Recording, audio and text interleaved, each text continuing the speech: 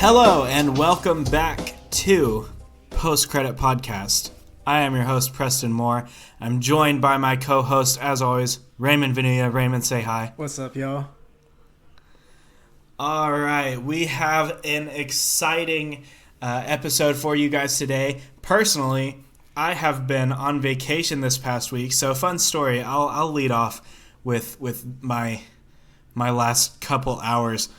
I have been outside of the country for a long time, and right now I am actually back inside of the country. I'm in the USA, but my flight got canceled, and I'm recording this from the Dallas, Texas airport. So, hello from Dallas. This is not where I live, but I'm here. But yeah, we're good. We got an exciting episode for you guys today. We are going to talk all about rating movies and how we rate them, and is Rotten Tomatoes actually that important?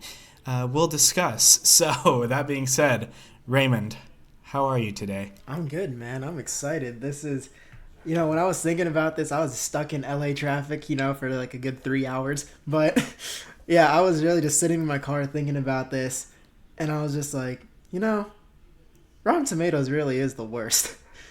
Like, isn't it? It really is. It's like, okay, here's my lead-off thought. We really market movies now based on its Rotten Tomatoes score. Like, isn't that weird? Kind of like how before Rotten Tomatoes, it was like, you'll get all the logos of all the different magazines and newspapers, like LA Times and like all this stuff. And now it's just like, nope, here's a percentage, by the way. And it's just like, yeah.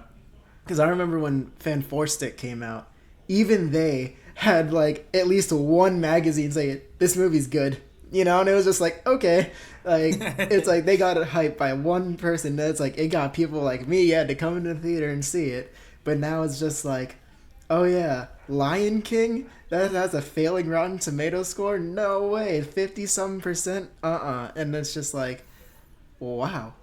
I can't believe we've come so far to reduce movies to a number. Well, and you know what? Lord knows that Fantastic Four didn't want to show their Rotten Tomatoes score, being that it is a whopping 9%. Oh Jesus! That's honestly a little generous, but it I think it is too. I could probably find a 9%er that's better. Maybe I will later. I hate Fantastic Four. That's like. I hate that movie so much. I could talk about that movie forever and how much I just don't like it. Because I wanted it to be so good, Mm-hmm. I really wanted it to be good. And I know we've talked about this before, but like I was so like really thought it was going to turn it around, It finally gave us the good one. Yeah, and then it didn't. It was actually one of the first movies that I reviewed for our website. I remember that, which is thecinemaspot.com. Yeah, cinemaspot.com, thecinemaspot.com. I'm going to plug it real quick right here. Shameless plug.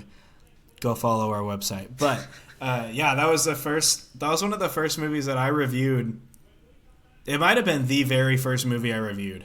Oh man, I'm sorry. Not a bad start. So I know I got my practice in on reviewing bad movies. I tore it to pieces. Oh, no. I mean, everybody in America did almost. Because it's terrible. It's just so bad. Part of me wants to go back and watch it just to see how bad it is. But the other part of me doesn't want to do that at all. I don't know. But yeah, Fant 4 Stick is not very good. Oh no. But so Raymond, the topic. I've been on vacation. You've been prepping this whole thing. So why don't you lead us off with what we're starting with today? All right. So for today, I guess the big question everyone listening needs to ask themselves is, does Rotten Tomato scores turn you off? What do you think, Preston? No. That's the correct answer. That's what it should be, but you'd be surprised. Yeah, right. I mean, I personally, like, I think it like Rotten Tomatoes, I don't know. It's really interesting to me because you do have all these people that like generic audiences, they base their thoughts on a movie around Rotten Tomatoes. I have friends a lot of the time, they're like, "Oh, but this movie got such a good score on Rotten Tomatoes. How did you not like it?" And I was like, "I didn't like it because it was bad." Yeah, exactly. It's hard for me to talk about and to put my feelings on it exactly, just because I know there are so many people that literally just see the Rotten Tomato score and let that decide for them whether or not it's a good movie. And that sucks that people do that at all, Like, that's so, like, why do you, I don't know. But, for me, I don't put that much weight on it. If a movie gets a bad Rotten Tomato score, I may be more prepared going in, thinking, okay, this one might be a bad movie, or it may be worse than I thought, Yeah. But I'm not going to not see it, or I'm not going to base my opinion of the movie around that, Like, I don't know. It's an interesting thing. I trust, there's a website called Metacritic. Yeah. I don't know if you've seen that. It's on IMDb. I trust Metacritic a lot more. I wouldn't say that I trust either of them a whole lot, but when looking at whether or not a movie is good, I definitely trust Metacritic more. But Rotten Tomatoes, I don't know. I do think it's interesting, like what you were talking about, how they literally market films with, like, this movie got an 87% on Rotten Tomatoes, so you should come see it, And it's become such a staple, And that's like, that's just the interesting thing about it. It's just that I can't believe, we're really reducing the quality of a film down to a number, but the truth is, for a lot of people, that's what it becomes, and it's not even just, is the movie good or not? And I know that, they weigh out a lot of opinions based on proven journalists and movie critics and things like that. But at the same time, it's also just, it's mind-blowing to me, but I hate to say it, I feel like I'm actually on the opposite side on this one because, movies aren't cheap, man. And sometimes if there's like a movie with a low Rotten Tomato score, low key, I'm just like, I could put it off. And then a couple weeks later go by and I'm like, oh yeah, I still haven't seen it. I think a good example for me, I'm not going to even lie to you, is The Lion King. I've still yet to see The Lion King, and it's just right. You see that low score and you see a lot of people out there, oh yeah, this movie's bad, blah, blah, blah. It's not this, it's not that. And I'm just like, I don't know.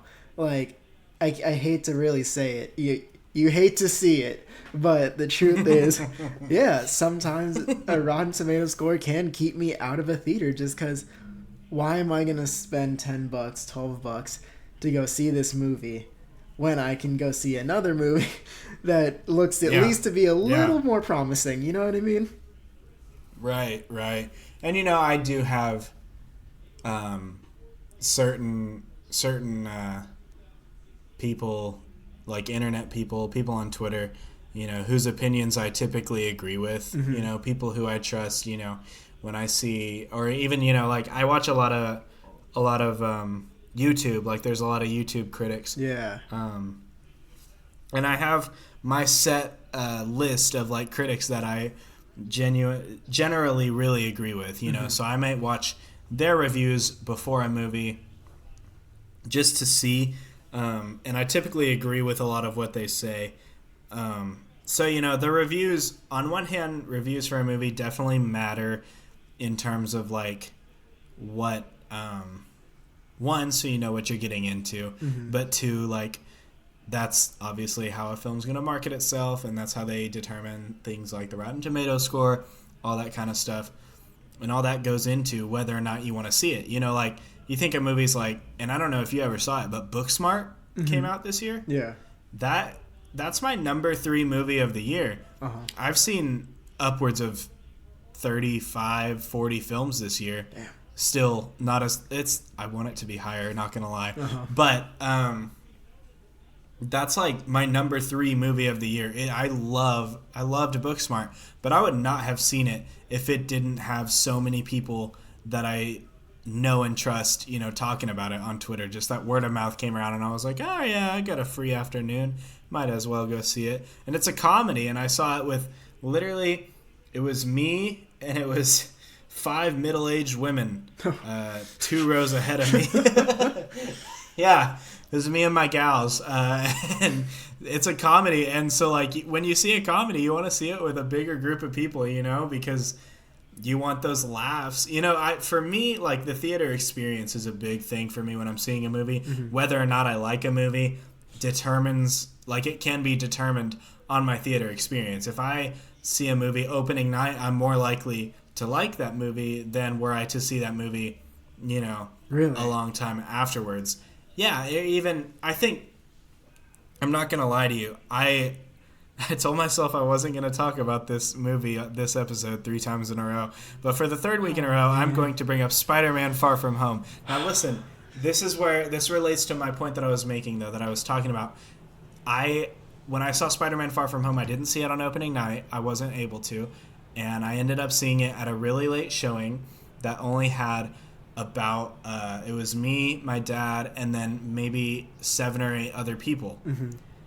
And so like those laughs, I think comedy, it definitely changes my perception of a film.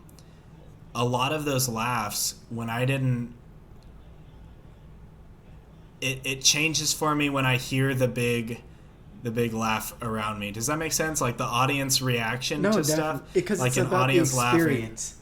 Yeah, and it makes it more funny when I can laugh alongside other people. Whereas if something funny happens and no one laughs except for me, mm-hmm. like I'm still gonna laugh. I'm that guy who will just straight up cackle if something's funny. Like I'm gonna laugh. I'm not gonna hold it in because I'm the only one. But it does change how I view the film after getting out. If I'm like, well, like that just didn't really hit it for me. Sometimes it has been because like I saw it with 3 other people and that's it, Uh-huh. But that being said, Booksmart I saw with 5 other people, all those middle-aged women a couple rows above me, and I ended up loving that one regardless. So it kind of does vary, but there have been times where a theater experience can change my opinion on the movie personally. Oh yeah. No, I think for me it's really just because I actually prefer watching movies in a pretty quiet theater, even a comedy. I'll enjoy watching like a comedy by myself, or even a horror. Well, maybe not a horror movie, just because I get terrified too easily. But I enjoy watching movies by myself just because I really like to dig into the movie and really think about the storytelling and all that. But when it comes to the theater experience, I don't know. I always try my hardest, especially in movies like the blockbusters, like the big ones like Batman vs. Superman, Avengers, any of them really, any Marvel or DC or Star Wars property. I really try my best not to let the audience affect me, just because I feel like it becomes almost like a conformed opinion to the audience. And I guess it's like, it becomes the audience score. There you go. It becomes, and I feel like that doesn't mean that it was a good movie. It just means maybe there was a moment in there that was cool. It's like, even Spider-Man 3, everybody laughed when Tobey Maguire danced. I was I was cringing, but I was also laughing. But that does not mean that's a good scene. And yeah, for sure. Yeah, and I think that also going back to just like Rotten Tomatoes too, I think the thing that makes it really interesting is much like, it's not that, I let off with it's the worst, but now sometimes that I think about it's really interesting because it also just goes to show a movie can be critically accepted, because these are people who know movies, and they know what good movies are supposedly, or at least in their professional experience. But it just really shows that, movies can be good and you could still hate it, and movies can be bad and you can still really enjoy it. You know what I mean? Yeah, for sure. And I mean, I don't think it's, I think it's very much up to the person. Like, it's very subjective in that, you decide whether or not a movie is good for you. It's not, a lot of the time people will agree with whatever they read or whatever they see, like the Rotten Tomatoes score, but you generally, it's up to you to decide whether or not you think a movie is good. You know what I mean? No, definitely. I think, like, for me, my big thing with that, have you seen Lady Bird? No. Okay, I have not. so Lady Bird, I think it was nominated for an Oscar, but I know the lead actress was nominated in the year it came out, but yeah, that movie was critically, like, claimed. Everyone said, you have to go see Lady Bird. It's one of the greatest movies I've ever seen. Like, you love coming of age, right? I do love coming of age. That's, like, my favorite genre of movie that isn't made by Christopher Nolan. Like, that, if that was a whole genre, that'd be my favorite. But anyways, yeah, it's like, when that movie first came out, everyone was just like, and people that I trusted too were like, oh yeah, like, you need to go see this movie. So I went to go see it, had a high Rotten Tomato score, high audience score. I was like, okay, cool. Yeah, I walked out and I was like, I want my money back, man. That was the worst movie I've ever seen. And then I just looked at it and I was like, it's weird because it had all the mechanics of, like, a great movie and had all those things that you think about, like, oh, when a movie is good, this is what goes right. But I still can't enjoy it. I don't know. It's really interesting just because, yeah, I feel like there are just a lot of movies out there that you would never think about seeing because it has such a low tomato score, but then when you go to see it, you're like, wow, I love that. That could potentially be my favorite movie of all time. And vice versa. You go into a movie and you're like, yeah, I'm gonna go spend my money on this movie, and it's just like, yeah, that was the worst thing I've ever seen. Yeah, for sure. And I'm not gonna lie, I need to rewatch it. Mm-hmm. But there's a movie that did so well. Actually, you know what? I'm gonna look it up right now. I'm gonna look up its Rotten Tomatoes score. You're gonna be upset with me for this one. I already know it. Why? I know. I'm I sorry. mean, you've already dropped so this Spider-Man movie, of Far From Home on me a million times. I know. This is another unpopular opinion of mine. This movie is 92% on Rotten Tomatoes, very high. That's out of 431 reviews, and it is 92%. That's really good. Yeah, that's better than, like, almost every movie on what the is site. The audience score on that? Before I know, the audience score is 81%, so it's a little bit lower. That's still pretty good, though. No, yeah, audiences loved it. I saw it and I was very bored the entire movie. And I'm going to preface this before I reveal what movie I'm talking about. I need to rewatch this movie because I think this may be due to the fact that I wasn't paying attention well. I don't know. I really want to rewatch it so I know whether or not I really like it because it's been a while. Mm-hmm. But the movie is Dunkirk. What?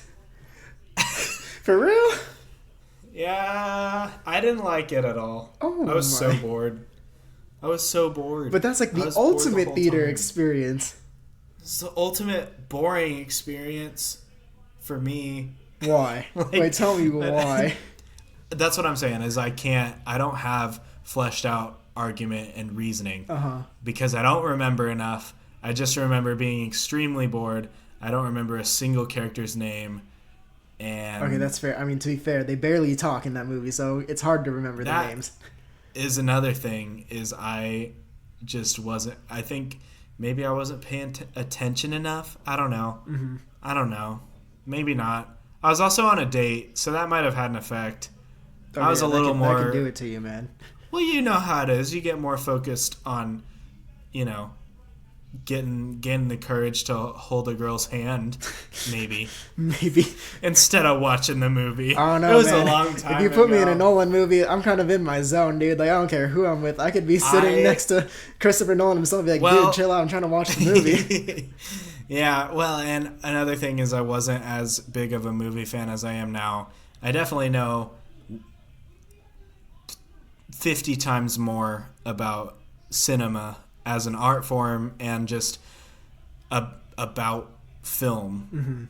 Much more. I know a lot more about, the whole genre of art, and how to tell what's good and what's bad and, like, how to critique a movie. I feel like I'm much more knowledgeable about that now than I was then. I wasn't a big fan then. So maybe I would like it more. That's why I say I need to rewatch it. So but that's just one that, like, at the time, everybody was raving about. And, people still rave about that one. And I think back on it, and I'm like, I was just really bored. And I was really not into it at all. But that is my disclaimer. I want to rewatch it really bad. See, I mean, that's fair. Because forgive me. That was my sentiment towards Thor Ragnarok. Actually, that's been my sentiment towards a couple movies that I'm like, I ended up really loving it after my second go around. Like, Thor Ragnarok's probably my biggest one. Like, I hated it. As soon as I walked out of the theater, I was like, it gave me a headache. I was done. Like, this movie was stupid. I don't ever want to see this again. I hope Thor's character dies in Infinity War because I can't do any more of these Thor solo movies. But yeah, and then I was finally like, I'm gonna rewatch it. I rewatched it, and it's true. When you let time pass and you learn more about movies and you just watch more movies, you start to realize maybe these movies that I watched back then that I was like, oh yeah, that was a great movie, it's not so great anymore, and movies that were horrible are great. And then the other one for me too was Guardians of the Galaxy Volume 2. When I first watched it, I was like, I mean, it was good, but it wasn't that great. And then I was like, yeah, number one's still better. And then actually, yeah, you kept harping on it in our group chat, just like, no, I promise you, Guardians of the Galaxy Volume 2 is an amazing movie and is a mile better than Guardians 1. And I was just like, really? And then I will never not talk about that movie. Then I finally watched it again, and then I was just like, nah, I get it. Yeah, I was like, this is a really good movie. And then I don't know, it's just like when you learn more about movies, and you learn how to critique them better, and you learn more about what you're looking for in the story, because I feel like that's what it comes down to with every movie. Even between like the cinematography, the music, the acting, the directing, the screenplay itself, it all comes down to what's helping tell the most effective and best story. And I don't know, I just feel like it's interesting because that's why it's like when you watch other movies, and it's interesting because just like, oh, did you not see how that was like an amazing thing that just happened? And people are just like, no, not really, that was really stupid. It's just like, wait, what? Like, I think a big one for me on that was like Batman vs Superman, where I was just like, no, this is a great movie, and people are just like, it really wasn't. And I'm like, what do you mean? It had everything. It was like a detective movie, and it was great. Yeah. I think part of it, especially with superhero movie culture, is we've gotten to the point where people are so Marvelized. Does that's not a word, but basically what I'm saying is people are so geared towards Marvel, so that if it's not that style of movie that Marvel has a lot of similarities in their humor and their the way that they tell their stories. There's a lot, and the humor is the biggest one. Absolutely, as every Marvel movie has some humor. Even Endgame and Infinity War, they're funny movies. So I think that when people see a movie that's not that doesn't have that humor, maybe it's darker in tone, which is where you can look at Batman v Superman, and that's the biggest one, is that movie, and obviously a lot of people genuinely think that it is a bad movie, and people who know more about movies than me may think it's a bad movie, and that's fine too, but like personally I think it's pretty good. It's obviously one of the most divisive movies. But I think a lot of people just turn that movie off just because it's not funny enough. It's got like one joke. Maybe. And people notice that, and if it's not that style, then what's the point in watching it? They are bored with it because of what it is. No, I definitely see that, but I think also a big part of it is too, and this is something that I talked to you about previously, but it just really came back to me, was I feel like too a lot of people go into movies with expectations of where the story should go, especially in superhero and like pop culture, like bigger movies like that, like Star Wars. I mean, Oh yeah. those are like the big. Yeah. That's like the biggest ones. Like anything Marvel, DC, or Harry Potter. There's a good one. You know, it's just like in Star Wars, it's like people come in with, here's what we want to happen, versus what makes a good story and is what did happen a good story. And I feel like, yeah, that's why a lot of times like they'll be like, oh yeah, I hated this movie. It's like, oh, why'd you hate this movie? Well, because this happened. And it's like, but wasn't that a good part of the story? Like, didn't it make sense that it happened that way? And it's just like, yeah, but I just didn't like that. I'm like, well, right. I don't know what to tell you then. You know, it's like, sorry. I'm sorry they don't make the movie for you. Something that something that I really, really don't like is thinking about Into the Spider-Verse. Okay. Right? So that movie, oh my gosh, like, not enough good things to say. Genuinely haven't seen a person who watched it and didn't like it. Yeah. You know, like, it's that good. It's just a whole nother level of awesome. But there were a lot of people, and still are a lot of people, that say, well, I didn't watch it because it was animated.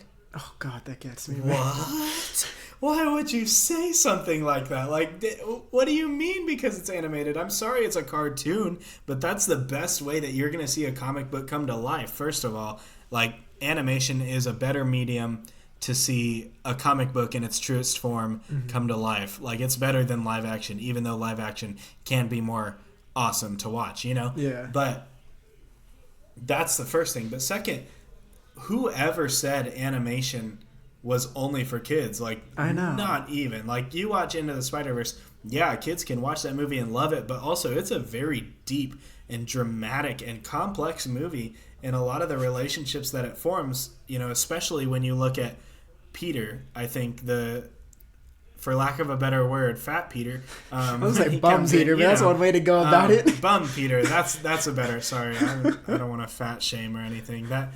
But you know what I mean. Like, that's his arc in the movie is really, really deep, and it's a very adult arc. You know, you can't really relate to his arc unless you've really been through a lot. Yeah, and you've seen someone go through a lot, you know, because he really has hit rock bottom, and, you know, a 6-year-old's not going to relate to that. He sees Spider-Man, he thinks cool, you know. So Spider-Verse in itself is has a lot of adult elements to where, you know, it's got these complex themes and these complex characters that it's not for little kids, you know. It's not like it's, you know. Oh no, definitely. Like, it's not like it's Dumbo or anything. Like, it's not a little kid movie, you know. And that's why, you know, preconceptions can be a dangerous thing. When people just say, I'm not going to watch that because it's animated. That's so frustrating to me. Like, I have so Guardians, like we said, Guardians 2 is one of my favorite movies. It's probably my favorite movie. You know, definitely up there, top 5. Love that movie, and I love Guardians 1 as well. It may not be as high on the list, but I definitely love it. My sister, if you're listening to this, awesome, thanks for listening. But also, she probably not, but my sister didn't want to watch Guardians for the longest time. And I was like, why don't you want to watch this movie? Like, why? I'm telling you, it's funny, it's good. She loves that old-timey music, like that era of music that they play in both the Guardians movies. That's the music she listens to 24/7. Okay. So I was like, you will love this movie, and I know you will. Like, I know it has everything that you want. And so I'm like, why don't you want to watch this movie? And she says, because there's a talking raccoon and a tree in it. And I was like, what? And I was like, the raccoon's a very good character, thank you very much. Like, I eventually got her to watch it, and she begrudgingly likes them, I think. But it was just like, and that's not to call you out, Emily, if you're listening, but, you know, that's just one of those things. Is like, there are people who go in with these preconceptions, and I have done it too. I think we've all done it. But when you go in with that preconception of like, I don't want to watch this, I already know I'm not going to like it, then yeah, you're probably not going to like it as much as you would have if you'd gone in with an open mind, you know? It's not even just that. I feel like it when you have qualifiers like, oh well, it's animated, and this is something that I've had beef too with like the Oscars for. It becomes then, well, what if it's animated? What makes that any less of a film than some of the other films that are there, you know? And I'm like, I won't go as far as to say Into the Spider-Verse is the best movie that came out last year. I mean, I haven't seen all the ones that were nominated for Oscars or anything like that. But a lot of people would make that decision. It deserved a Best Picture nomination over Black Panther. I'll say that. I'll say that too. I mean, and I love Black Panther. Black Panther, but yeah. But I don't think Black Panther deserved to be nominated for an Oscar. But my point is, it's just like, when you start adding like, oh, well, it's animated, so it should be thrown into the best animated, it's like, well, no.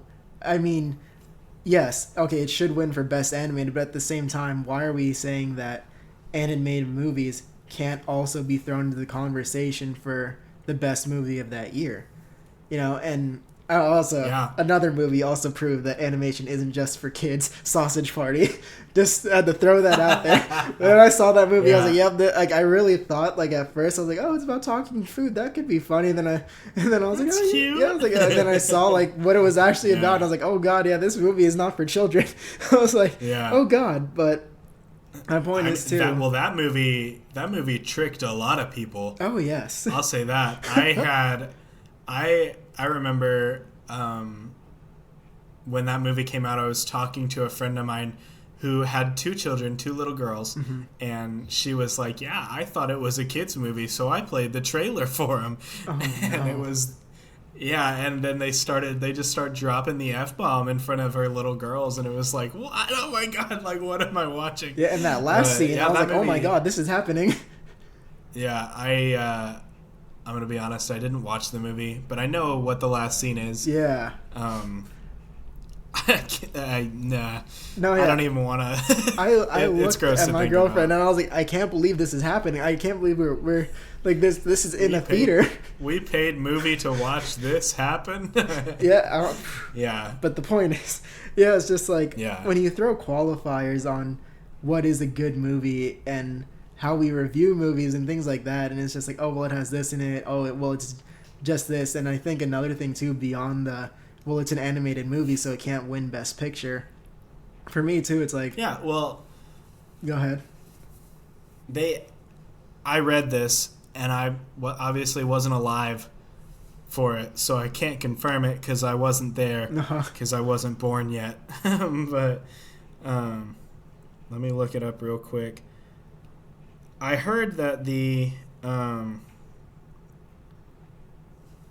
best animated film category was only added because in 1991 or 1992, when Beauty and the Beast came out, it almost won Best Picture, and they were like, no, we can't have that. Make Best Animated Film. And, that sucks. Yeah. Like, Beauty and the Beast is a great movie. Like, that's an awesome story, and it's an awesome film in all aspects of it. So, like, why shouldn't that be able to win Best Animated, or why shouldn't that be able to win Best Picture if it was the Best Picture of the year, And exactly. Like you said, I don't think Spider-Verse, maybe. To me, it was the best movie that I saw that year. I didn't see all of the Best Picture nominations that given, and I didn't see all the movies that came out that year, but it was the best movie that I saw that year. But that being said, I definitely think that it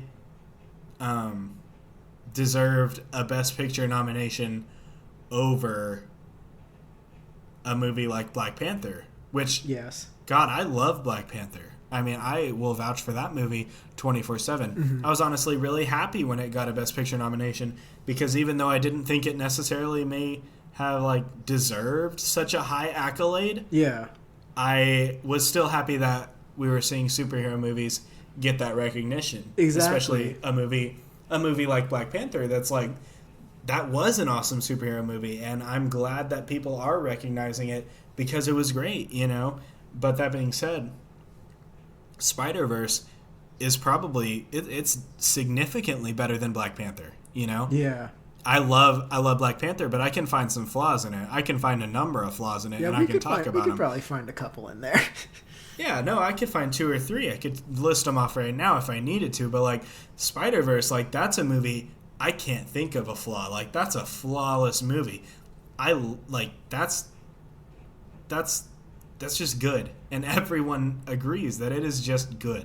It's a good movie, and it's just goes above and beyond in that you can't find a whole lot of things that are wrong with it. For me, I can't find anything. I love that movie and everything about it. So I definitely think it deserved one. I think for me too. Yeah, it's just like going off the Black Panther thing too. It's like, yeah, I was happy to see Black Panther get nominated for the fact like, oh, okay, well at least we're seeing superhero movies, and blockbuster movies get nominated for Oscars now because they are good movies. Like I hate that we have to say, oh, it's a good superhero movie. It's like, no, it's a good movie. But yeah, I agree that I could think of a lot of movies in the past, at least too, that probably deserved that recognition at the time. It's just we weren't there yet in cinema culture where we could accept that. I think for me, the 2 biggest ones that come to mind are Logan and The Dark Knight. I felt like those are 2 movies. Oh yeah. I mean, Logan got the Absolutely. best screenplay. Wasn't it? Yeah, best like adapted or something like that. Best adapted screenplay. Yeah. Yeah, and it won for that, right? I think so. I'm pretty sure. I think it did. But the point is, it's just like, why wasn't that thrown into the best picture category? I mean, like, all right, so The Dark Knight. I mean, it's probably, and I'll die on this hill. If anyone would like to disagree with me, I don't see who would, but it's clearly the best superhero movie ever. And I don't know. For me, it's just, how is it? And no disrespect to the nominees from 2009, but The Reader, Milk, Frost and Nixon, The Curious Case of Benjamin Button, and Slumdog Millionaire, which won. For me, it's just like, are you telling me that The Dark Knight didn't at least stack up to these movies and to be nominated for Best Picture, and for why? Mm-hmm. Because that movie, I feel like, going into our next topic too, it has everything that you look for in a movie. And Mm-hmm. I can't point out a flaw in that movie, and it's just, it sucks to see that a lot of people, maybe it's the Academy, maybe it's critics, maybe it's audiences, but everybody at some point somewhere, has had or does have still qualifiers for movies as to what makes this a good movie. And I feel like, it's just like, especially with like the Oscars too, it's like they discredit a lot of good movies just because it doesn't meet some of that criteria, and that's where we get like the Oscar friendly movies kind of term. Mm-hmm. And it's just like, oh, that kind of sucks that that these movies are winning Oscars, and not because they're bad movies or anything like that. I mean, there are some, I think, in the past that you could argue like, oh, should that have really won?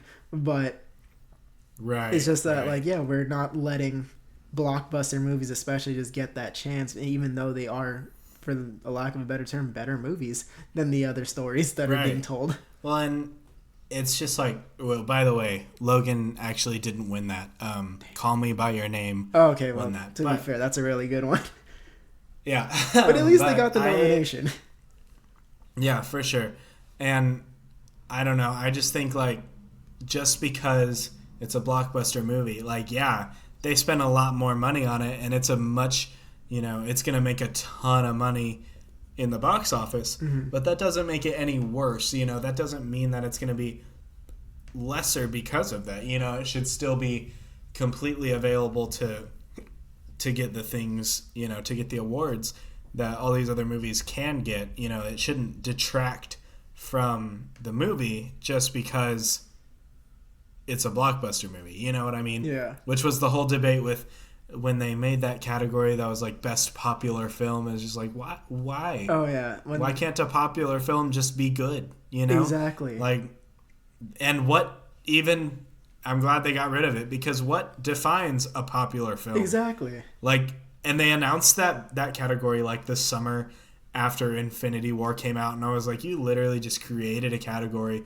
just so you could give Infinity War an Oscar. Stop it. Please, stop it. Come on. Like, give it something that it actually deserves. Like, and maybe it did. I don't know. But it's just like, what are you doing? Like, come on. Exactly. It's ridiculous. But moving on. So. Yeah, moving on. I guess now the question is, so what to you at least are you looking at when you review your movies? Like, what's something that you're just like, or the things like the if you had to like just list it off like right there and then, like what are the things that you look for and you're like, yeah, that was a good movie even after the second or first watch? Like, what do you think that is for you? I am primarily looking at story. Mm-hmm. Obviously, I think that's going to be the number one factor. Yeah. Is story and characters. If you have good fleshed out characters in a good story, then you are probably going to get a 4 stars out of 5 from me. Mm-hmm. You know, that's the most important thing. If you can nail those, then you're probably set, you know. Yeah.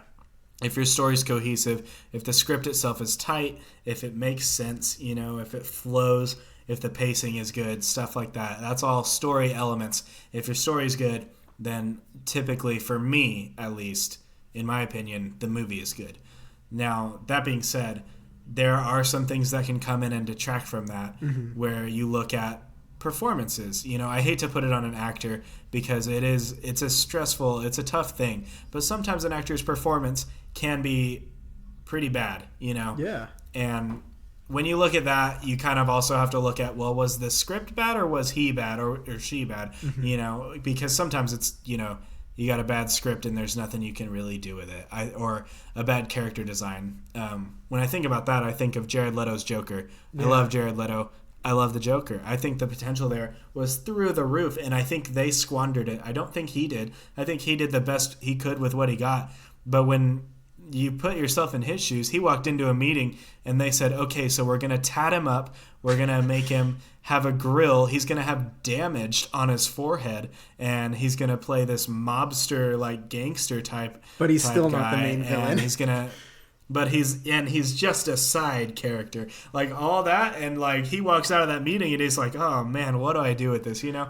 So I think he did the best with what he got, and that is where you can look at, you know, that wasn't my favorite performance ever. Mm-hmm. He's a great actor, and I know that, but that wasn't a great performance in my opinion. I think he could have done a lot better, you know. So there are things that can come in, like the performances of the actors. Another thing is the CGI. If it is a movie that uses CGI, that is, you know, if it's a movie that relies on visual effects, Mm-hmm. like if it leans on that for a lot of the story, then those visual effects better be pretty darn good. Because if it detracts from the movie, then that is a distracting point, and I don't want that. You know what I mean? Yeah. So when you look at a movie like, I don't know, you look at a movie like, what's a movie that has bad CGI? I'm just blanking right now. A movie that has bad CGI? Yeah, when you know what I mean, though. When you have a movie that, you know, for all, like you look at the old superhero movies. The Incredible Hulk, pretty bad for the most part, or Thor, the first Thor. Yeah. Like that CGI detracts from the movie because it's distracting. And or even you look at Rogue One, when they recreated Grand Moff Tarkin. Okay, yeah, I was like, I hope that's what you're talking about, because the rest of that movie was amazing. Yeah. The rest of the movie, solid CGI, solid visual effects around the clock. But you look at Grand Moff Tarkin, like that was a really cool recreation. But at the same time, when you see it, you know it's a CGI person, and that detracts from the movie because you see it and you're like, oh man, that's CGI. Mm-hmm. And in that moment, you're taken out of the movie because you realize that you're no longer transported to this place. You see it's CGI and it takes you out. So I think things like that can come in and, you know, take away from a movie for me. Mm-hmm. A big thing is like, could you imagine if Avengers Infinity War had bad CGI? Oh man, if Thanos looked like Patrick, that I think the entire 10 years would have gone to waste. Yeah, like Thanos is the main character of that movie. If he wasn't spectacular, if his CGI wasn't amazing, then that's going to be a worse movie for it. Even though the story is good and the characters are good and the performances are good, if that CGI was bad, that's going to make the movie pretty bad, you know? And that's just something that is one of those little things that if you have a movie that's going to involve CGI, like a lot of these superhero movies that we tend to focus on, if you have a movie that's going to involve CGI, like a lot of these movies do, then it has to be good CGI. Period. Yeah. If it's bad CGI, it's gonna stick out, and that detracts. Because it ruins the suspension of disbelief. Absolutely. And for me, I think that's like my big thing. It's like when I go into a movie, of course, I'm looking to see, did the cinematography work for me? Did the music work for me? Was the story, like you said, like tight and concise, and did everything that happened need to happen in order for the next thing to happen? Like did it all have to be there? Or was there because for me, it's just like if there's a scene in there that's just there to be there, or a shot that's just there to be there, all it does for me is like take me out of the movie, because it's just like I know that it's almost like a filler. And I mean, I think for me a big example of that is kind of just like most of Zack Snyder movies. Like I love Zack Snyder I wouldn't say as a director, I love him as a filmmaker, and I really do feel like if he was a cinematographer, he'd do amazing. Like just a sole cinematographer, oh my god, I'd love that. But I feel like there are a lot of times, like especially in his later movies, where it's just like we get shots just for the epic shot, and we get a lot of cool moments, but it just doesn't seem like it flows well with the story, or ruins the pacing. And for me, I think that's a big deal. And like you said too, when a movie has bad CGI or bad effects, it gets to me because the point of the film, right, is to tell this story. And when you tell a story, I feel like a big part of it is you have to get your audience to believe that whatever story you're telling is true to these characters. Like we truly do believe that for Iron Man, the greatest threat in the universe is Thanos. And even though, we know, or, we may not know, who knows, that there are giant purple aliens out there collecting Infinity Stones ready to destroy everything, we still believe that for this world, it's real. And we believe that it's real for them. And I think when something in a movie happens that doesn't support that, or that takes that out, or ruins that in any way, shape, or form, that's when it starts to be like, okay, that's a knock. That's a point down.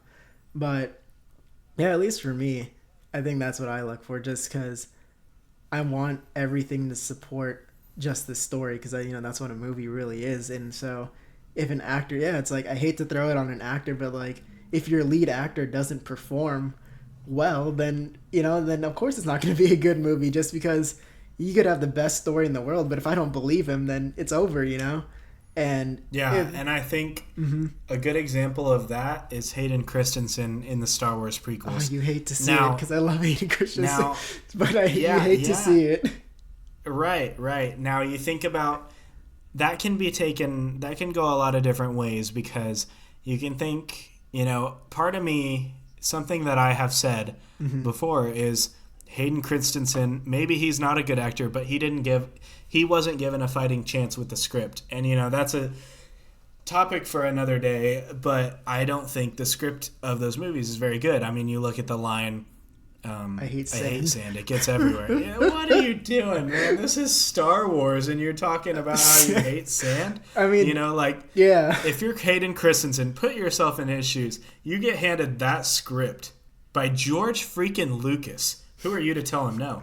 You get handed that script, and you're like, okay, I'm going to tell you I hate sand. How do you go about that? You have to deliver that line. And some lines and some scripts you can't salvage. And I think that may have been part of his issue.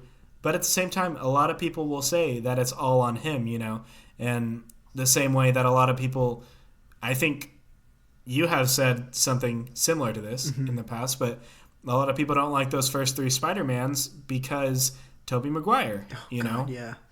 Exactly. Personally, I like Tobey Maguire a lot. But there are a lot of people who don't, and that's totally fine. And if that ruins the movie for you, then it's sad to say that it's the actor's fault, but it can fall on the shoulders of the actor sometimes, especially when it's the lead actor like Tobey Maguire or Hayden Christensen, where they're carrying this franchise and they can't carry it, I will say that also does just show the power of the actor, because when an actor does carry a movie, like Leonardo DiCaprio on like every role that he's in, it's just like, wow, that is one really talented actor.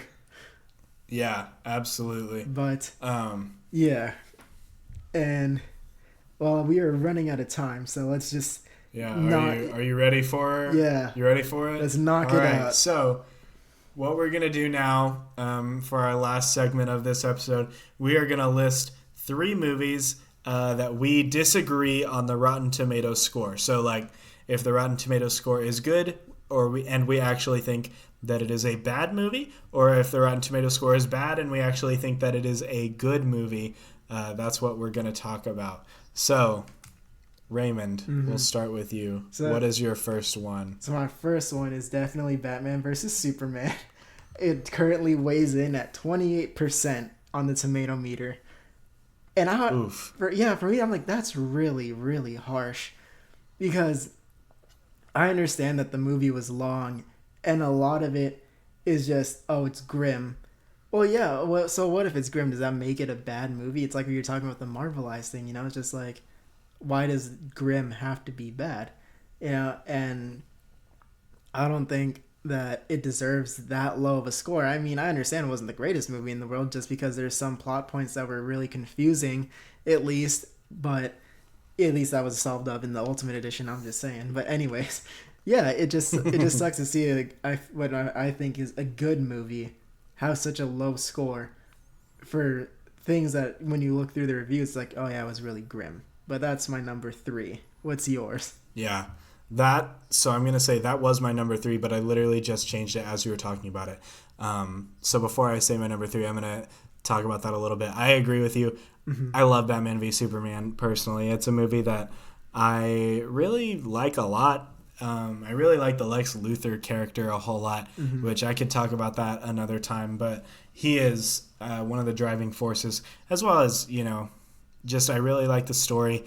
And personally, I think if they hadn't put Doomsday in that final trailer, that movie would have been received way better, because the Doomsday twist would have been an actual twist, and it would have been a shock, and people would have been like, oh my gosh, Doomsday's in this movie, Yeah. Instead of like, we knew this was happening, he looks like an ugly Ninja Turtle. Oh, man. Oh, there you go, a bad effect. Oh, God. Stones coming out the back. Yeah. I don't know, but that's my 2 cents on Batman v Superman. But my number 3 is Ant-Man and the Wasp. Interesting. This movie, I just changed it literally 1 minute ago, but this movie is sitting right now at an 88% certified fresh on Rotten Tomatoes with an audience score of 76%. Are you serious? Yeah. Wow. Yeah, 88%. Yeah, right? Isn't it just, it's wow.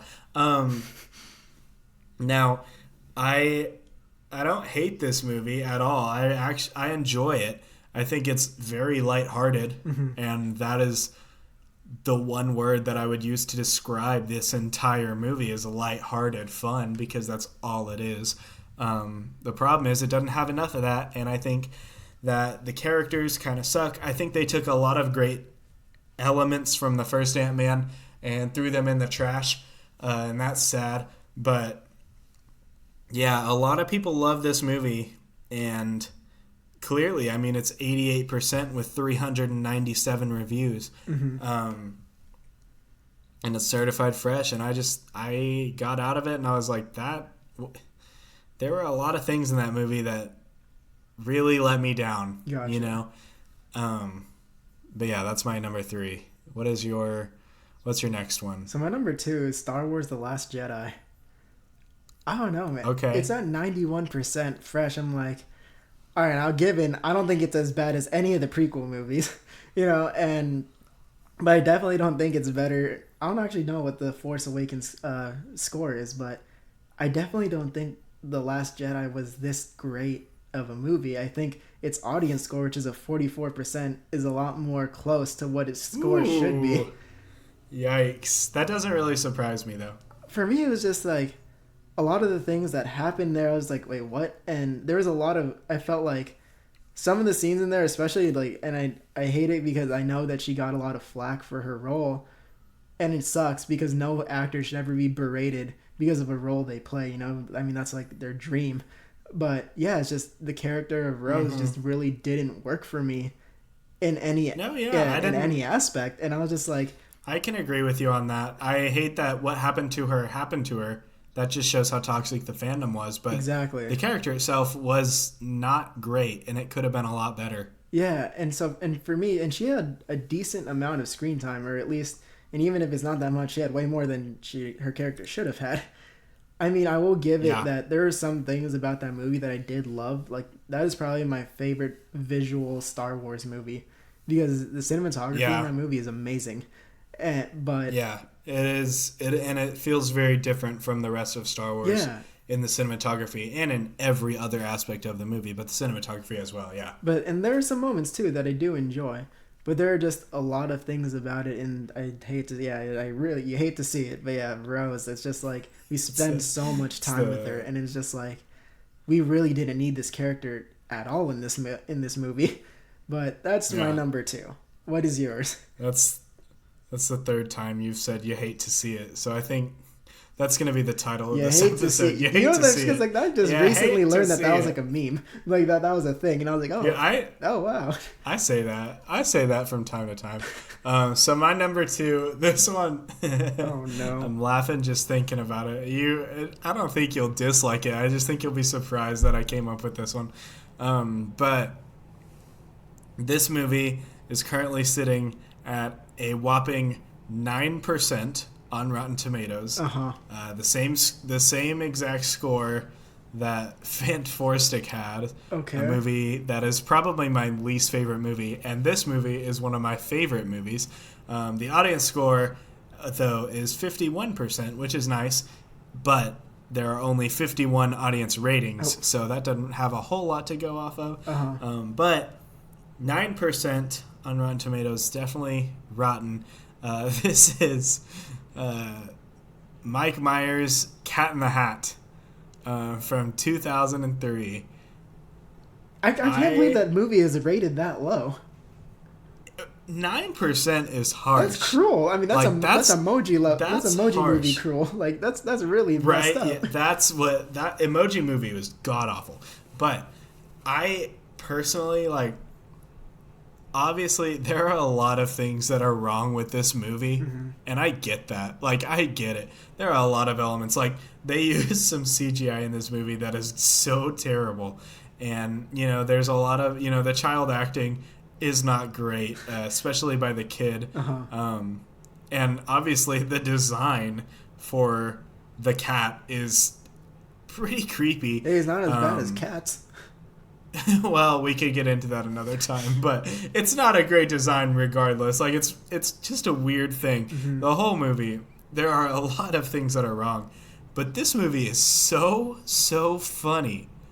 There are a few movies that will have me rolling on the floor in laughter, and this is one of them. Like, this movie is one of the funniest movies I have ever seen. There's so much humor in this movie. There's so much adult humor in this movie. If you're listening to this and you are over the age of 15 and you haven't seen this movie, The Cat in the Hat from 2003 with Mike Myers, and you haven't seen this movie in the last 10 years, I very much encourage you to revisit it. Damn, I'm gonna watch this now. I saw it. Yeah, so I was 4 years old when this came out. That's how young I am. I'm a baby. But I was 4 years old when this came out. And I watched it when I was a kid. I didn't care for it. And then I forgot about it. And then when I was 16, I rewatched it with my friends just for no reason at all, just for fun.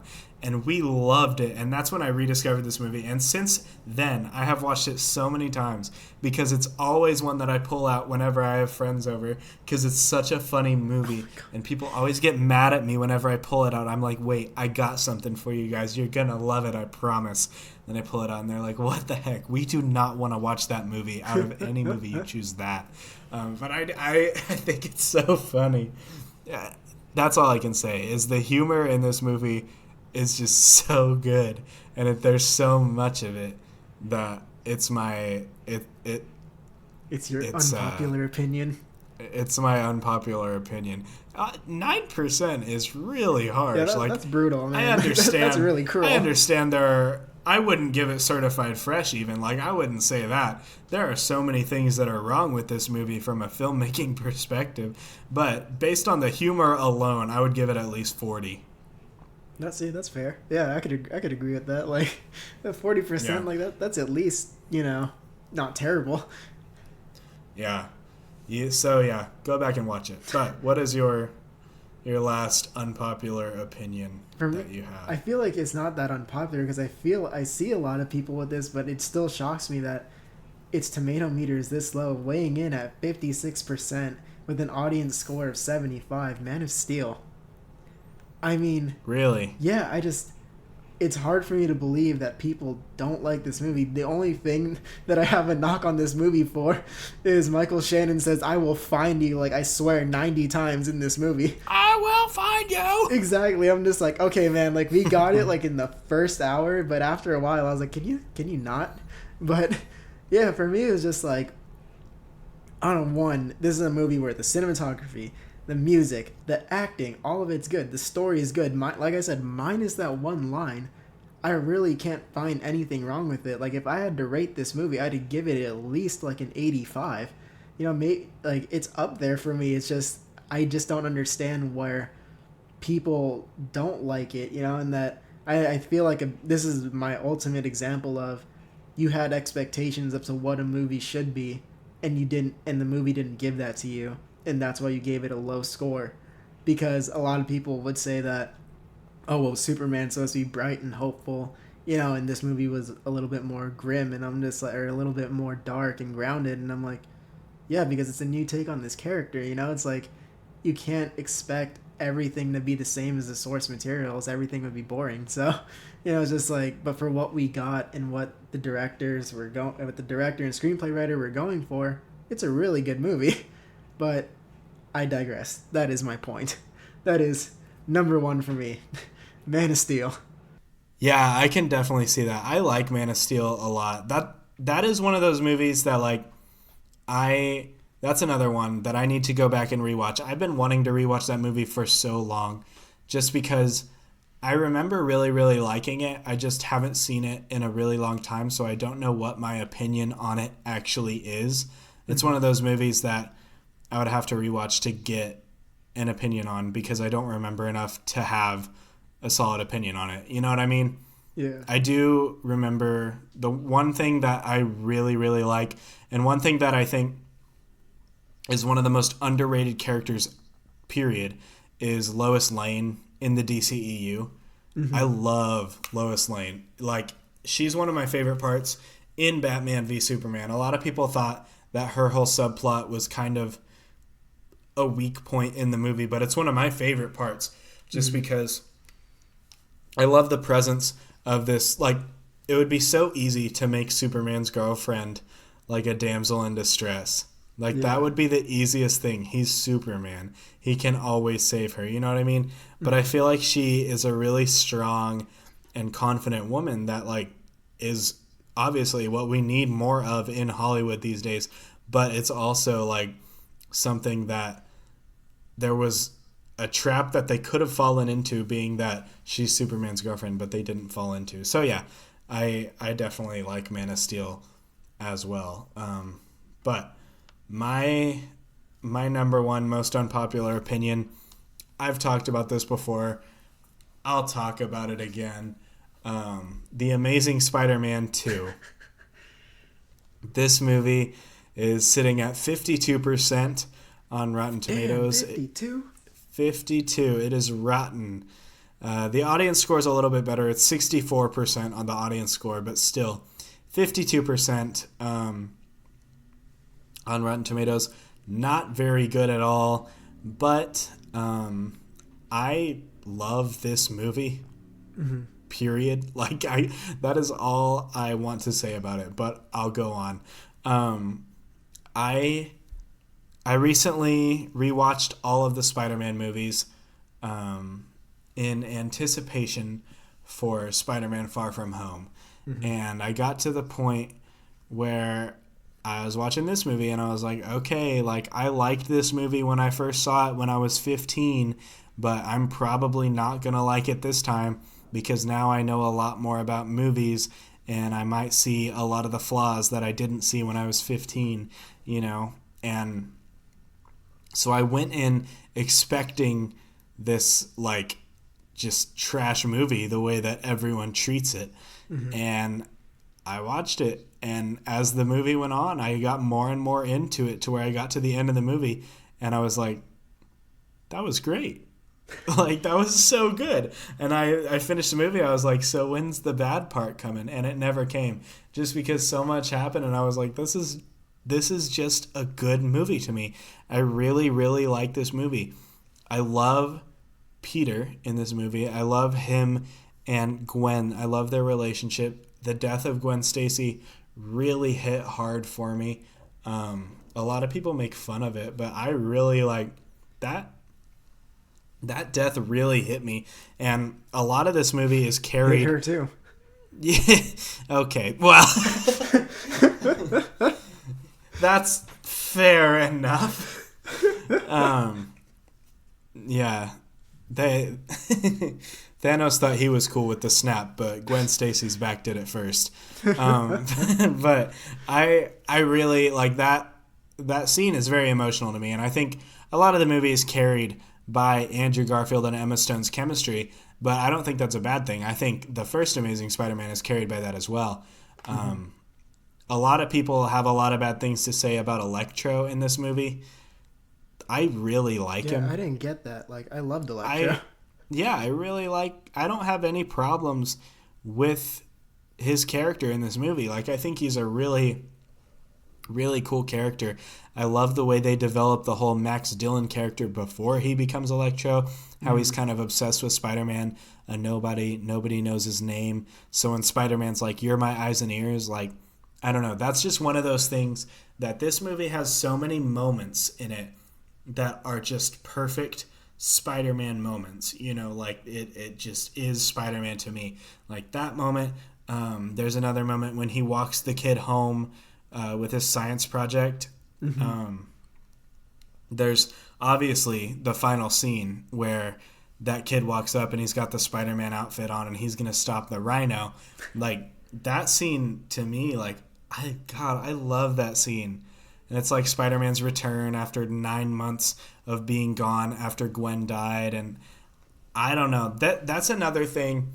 This movie is another example of the trailers screwing over the movie, because I genuinely think that the trailers have a big influence on how the movie is received. Whereas, like I said, with the Doomsday thing, I think the Doomsday twist would have been received really, really well if it were not spoiled in the trailers beforehand.